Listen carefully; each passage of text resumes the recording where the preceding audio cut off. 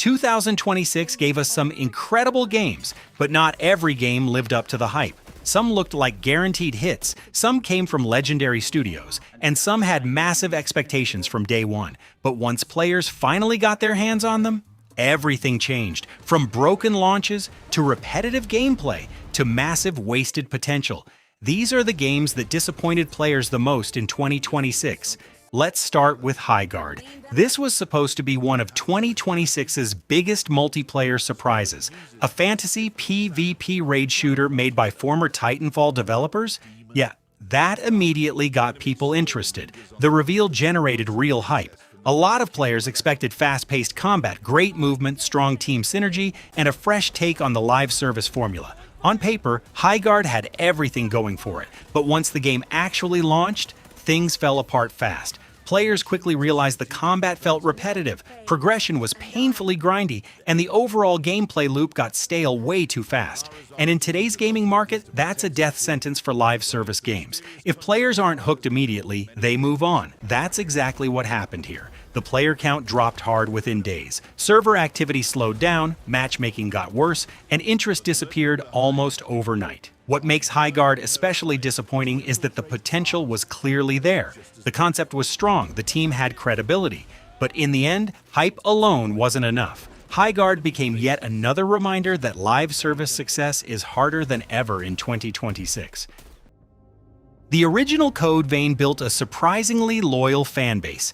It wasn't perfect, but players loved its anime aesthetic, fast-paced combat, and Souls-like formula.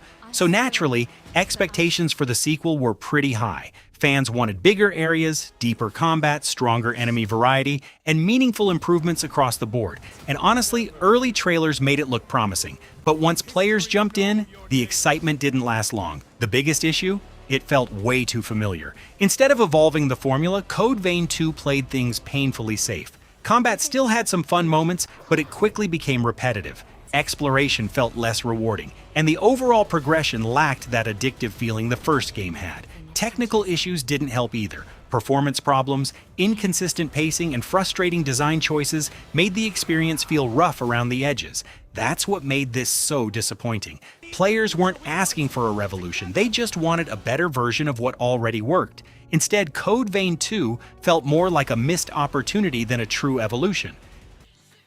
This one had serious potential. A stealth-focused, multiplayer immersive sim from legendary developer Warren Spector? That instantly got attention from hardcore gamers. A lot of people hoped this would bring back the magic of classic stealth games. The concept sounded fantastic. Strategic heists, player-driven tension, smart stealth gameplay. Everything about it sounded promising. But unfortunately, the final result didn't live up to that potential. The biggest issue was the gameplay loop. Matches often felt slow, awkward, and less exciting than expected. Instead of feeling tense and rewarding, many encounters became frustrating or simply boring. The learning curve also felt rough. New players struggled to get invested, while experienced players quickly noticed the lack of depth in certain systems. And for a multiplayer-focused game, player retention matters a lot. That became a problem fast. Interest dropped early, and the momentum faded quicker than expected. That's what makes Thick as Thieves disappointing. The idea was strong, the talent behind it was impressive, but execution is everything. And here, the execution just wasn't good enough.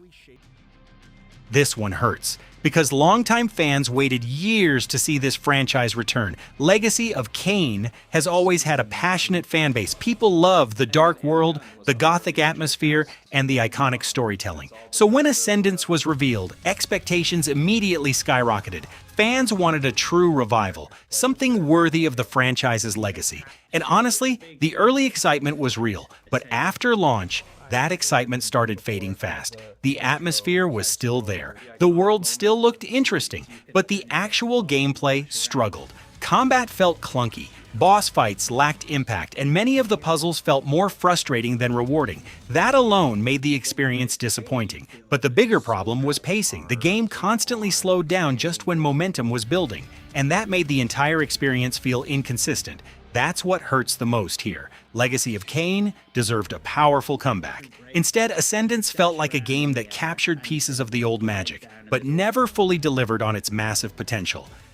Next is Cthulhu, the Cosmic Abyss. This was one of the more intriguing horror releases of 2026. Cosmic horror is such a powerful genre when done right. Fear of the unknown, psychological tension, that slow descent into madness, that's what players expected here. The setup looked incredibly promising. A dark atmosphere, disturbing mystery, strong Lovecraft-inspired horror, everything seemed to be in place. But once players got deeper into the game, problems became obvious. The biggest issue was immersion. For a horror game, that's a huge problem. The atmosphere looked good visually, but the tension rarely felt strong enough. Instead of building constant dread, the game often felt predictable, and horror becomes much weaker when players stop feeling afraid. Gameplay also didn't help much. Exploration felt repetitive, pacing dragged in several sections, and some mechanics felt underdeveloped. That's what made this disappointing. The concept had serious potential, but instead of becoming a standout horror experience, Cthulhu, the Cosmic Abyss ended up feeling like another decent idea that never fully came together. The first game was weird, chaotic, and honestly pretty refreshing. It had a very specific kind of humor. You either loved it or hated it. But despite that, the original built a strong fan base. Players enjoyed the absurd writing, strange world, and fast-paced action. So naturally, expectations for the sequel were pretty high. People wanted more creativity, more chaos, more personality, and at first, it looked like that's exactly what we were getting. But once the game launched, something felt off. The biggest problem? It lacked freshness. A lot of the humor felt predictable this time. The jokes didn't land as often, and the writing felt less sharp than before. That alone hurt the experience. But gameplay also failed to evolve in meaningful ways. Combat was decent but familiar. Exploration felt repetitive, and the overall experience lacked the same energy that made the first game stand out. That's what made High on Life 2 disappointing. It wasn't terrible. It just felt like a sequel that played things too safe and lost much of the charm that made the original memorable. And this might be one of the biggest disappointments of the year. Anytime a God of War title releases, expectations are automatically massive. We're talking about one of gaming's biggest franchises. Players expect incredible combat, cinematic storytelling, epic boss fights, and emotional character moments. That's the standard. And because of that, expectations for Sons of Sparta were unbelievably high. But after launch, reactions were far more mixed than many expected. The biggest criticism centered around pacing. The game constantly struggled to maintain momentum. Some sections felt exciting and intense. Others dragged on far too long. That inconsistency hurt the experience. Combat also became a major talking point. While still visually impressive, many players felt encounters lacked the weight, variety, and intensity they expected from the franchise. And when expectations are this high, even small flaws feel much bigger. That's what made this so disappointing. Sons of Sparta had great moments, but for many players, it never fully reached the level expected from a God of War game. This is one of those games that had interesting ideas but struggled badly in execution.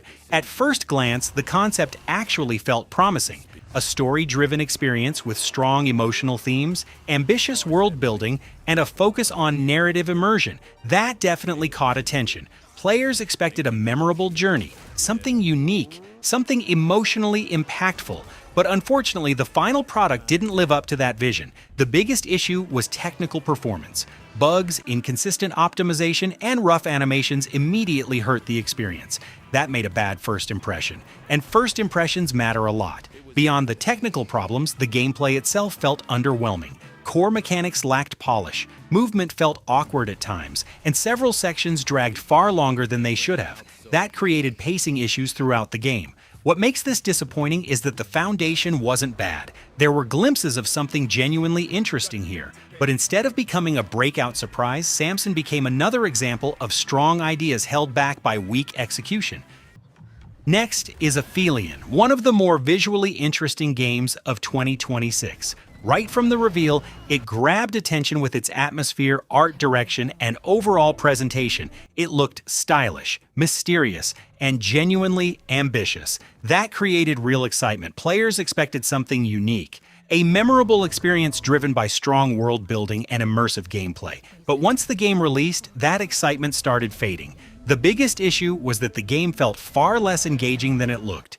Visually, Aphelion was impressive, but gameplay is what keeps players invested, and that's where things started falling apart. Core systems felt shallow, Progression lacked satisfaction, and many sections became repetitive surprisingly fast. That created a major disconnect. The game looked like something special, but playing it often felt much less rewarding than expected. That's what made Aphelion disappointing. It wasn't a complete disaster, but considering how much potential it had, many players expected far more than what they actually got.